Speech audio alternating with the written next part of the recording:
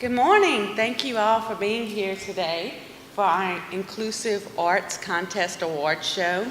We thank all of you for participating in the award show, which is an annual event that we've come to enjoy and appreciate the art that's submitted to our office.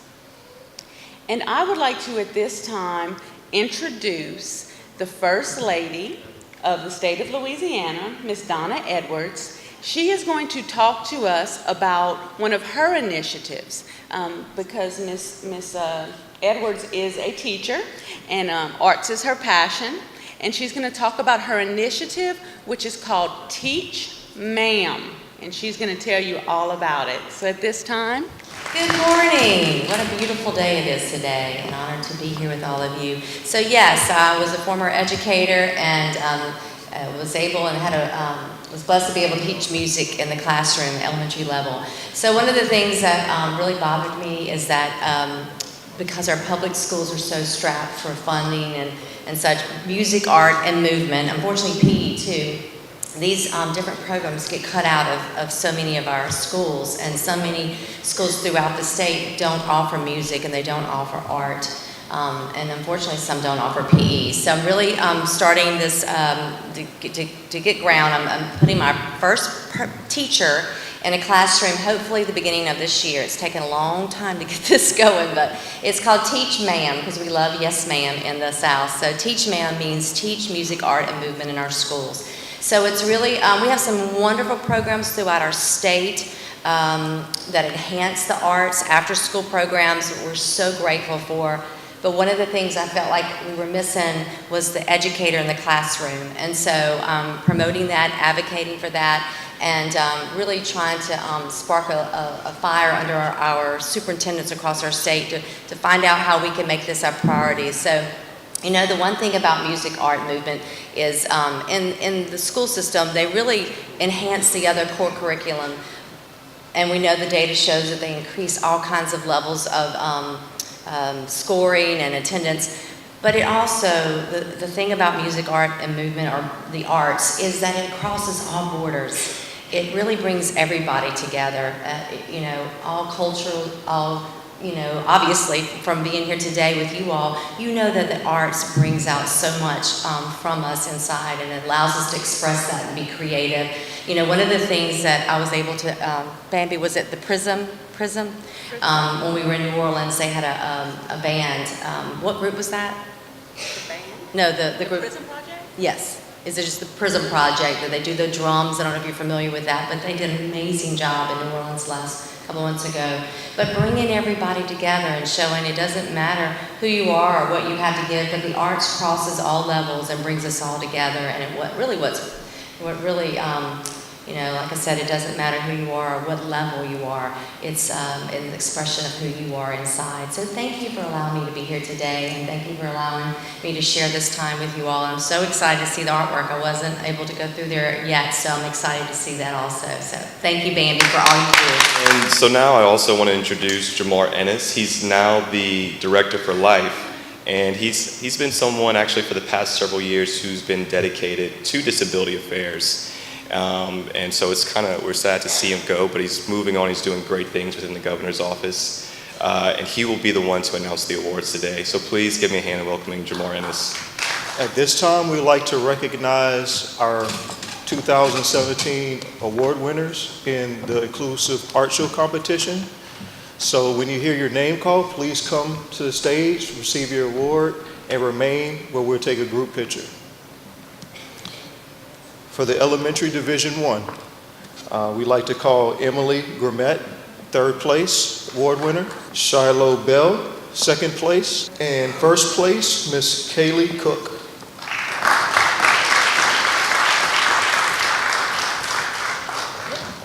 Now we're going to recognize our Elementary Division II.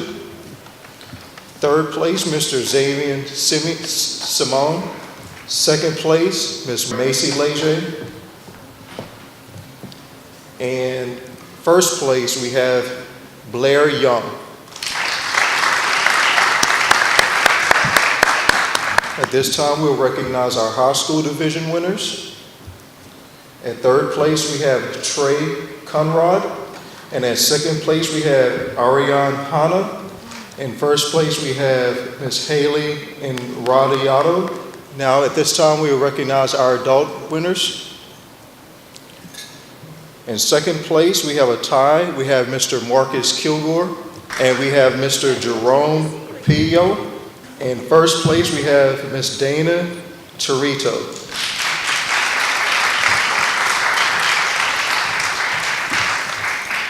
But at this time, I'd like to introduce a very special person, Ms. Lynette Fontenot, who serves on the GACTA Council. She's an advocate for persons with disabilities for many years, has championed a lot of great things for our state. She is our keynote speaker. Morning. I am honored to serve as chairperson of the Governor's Advisory Council on Disability Affairs.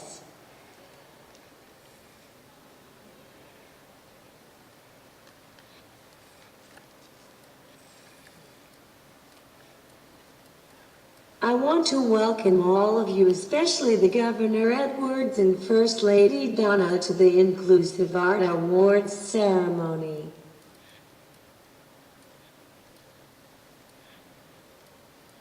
The artwork is beautiful and symbolizes inclusion of people with disabilities.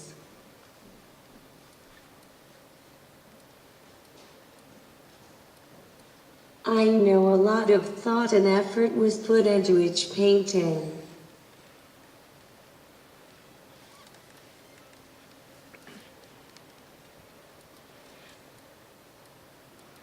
Because I have cerebral palsy, I have had to overcome many obstacles.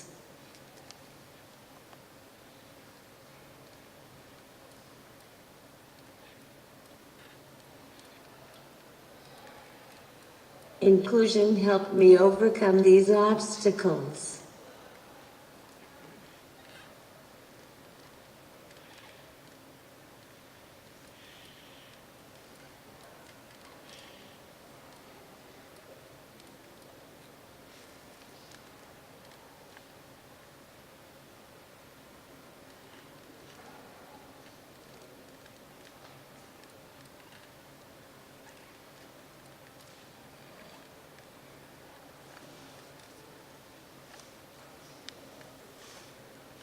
Inclusion is very important to everyone.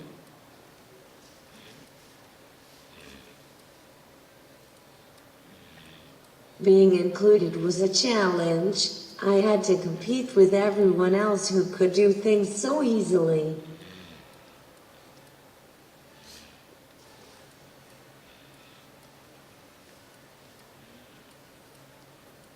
Everyone has some idea of what it's like to face challenges and how much it means to be included.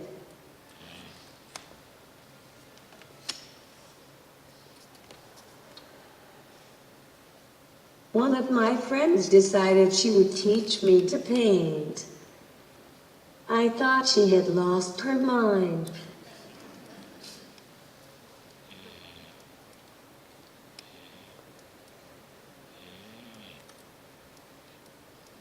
Now I paint with a long-handled paintbrush attached to a ponytail.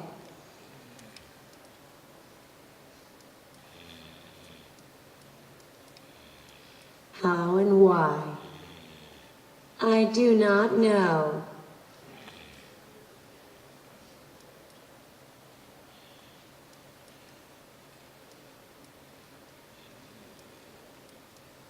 My only answer is that I paint with my head, and God's hand guides me through each painting.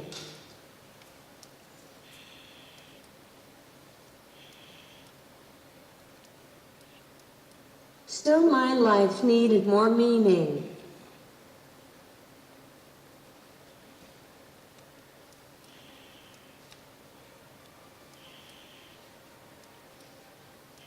I started to advocate for individuals with disabilities.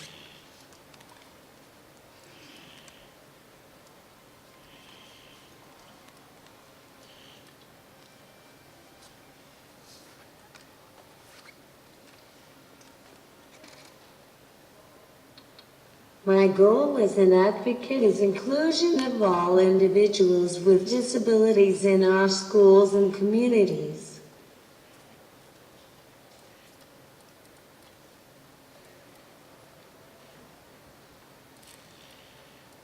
I have made many friends through the years and cherish each and every one of them.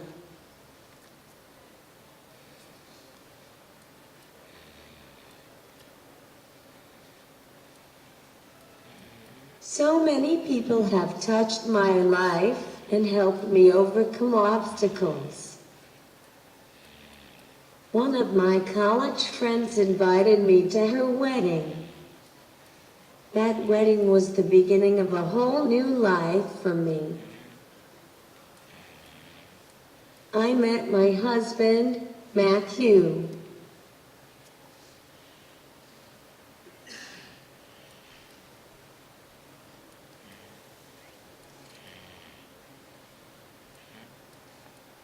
We have been married 16 years.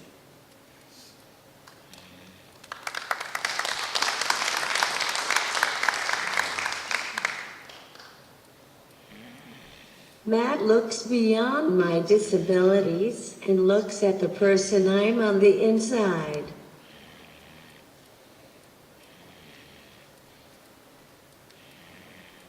He is supportive of my advocacy work.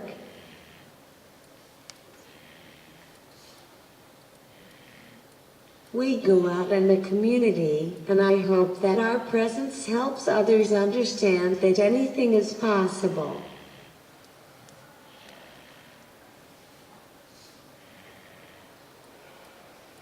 Now I am a motivational speaker.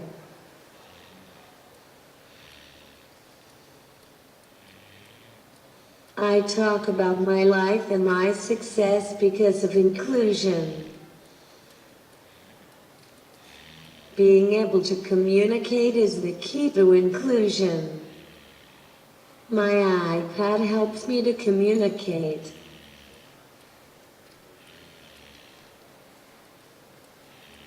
All of you here today can make a difference.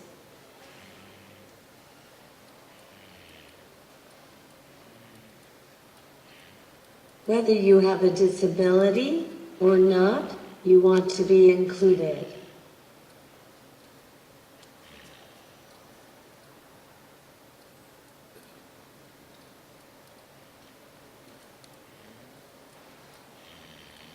Again, let me say the artwork you have done is beautiful.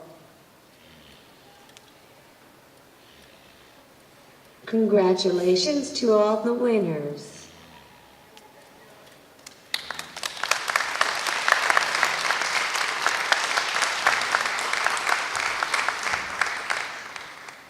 Now you can take all the great ideas you had for inclusion and make it work in your school and community.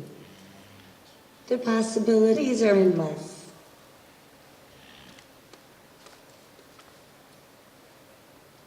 Thank you, and may God bless you.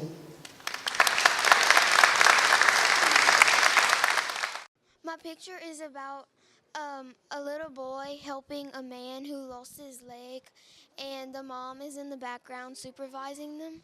My picture is about this man helping this guy in a wheelchair after they came from over here, and they're walking down a sidewalk, and he has to help push the wheelchair.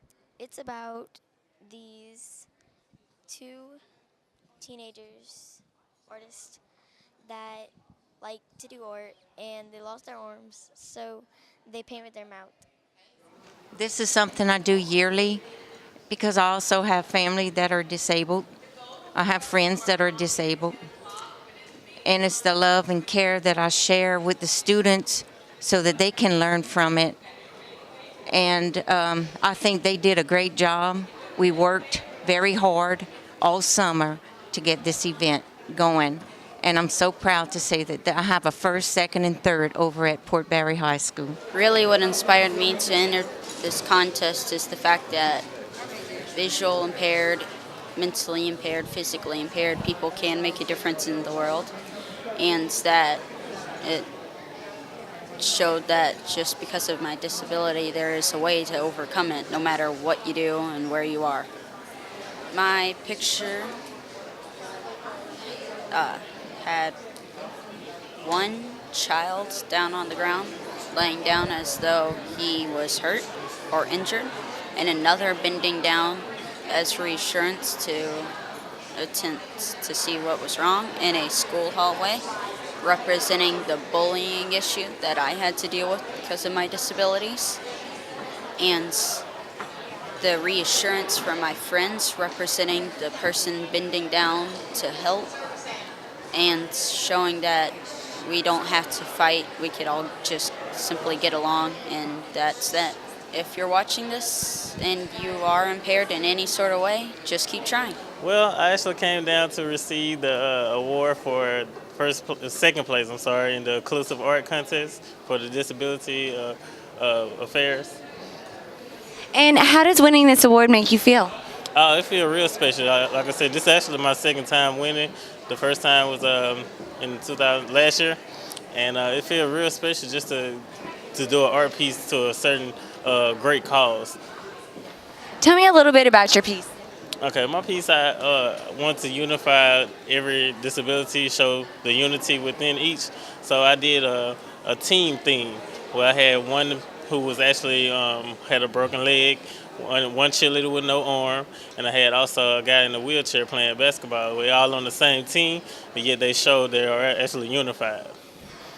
And why are you involved with the disability program? Well, for one reason, it's not really a disability. I don't really see disability, but I have a sister who is actually hearing impaired. She's been deaf since she was born. So I just feel as though I should give back to, just to show my sincerity and, concern for the thing. I'm winning the Disability Award for people with special needs. What did you do to win the award? I drew a picture with one of my friends. He had a hearing aid. He needed to hear, and we would play tetherball together.